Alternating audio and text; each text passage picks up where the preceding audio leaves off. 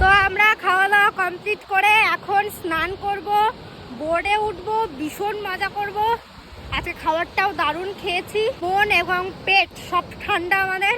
এখন মাথা ঠান্ডা করব। উফ, কত ঢেউ দেখো, কত সুন্দর, অসাধারণ। এই যে এখানে কিছু লেখালেখি চলছে, রাম লিখছে, মানে দেখবে ঢেউ আসে নাকি। এই হচ্ছে ব্যাপার।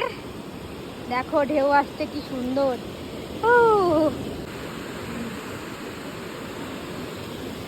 পায়ে আয় রে বাবা, এই ঢেউটা আসবে মনে হচ্ছে পায়ে।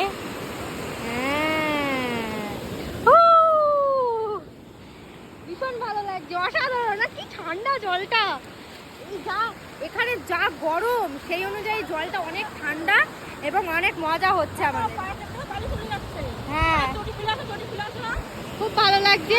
আর জলটা দেখো পুরো নীল। Wow wow.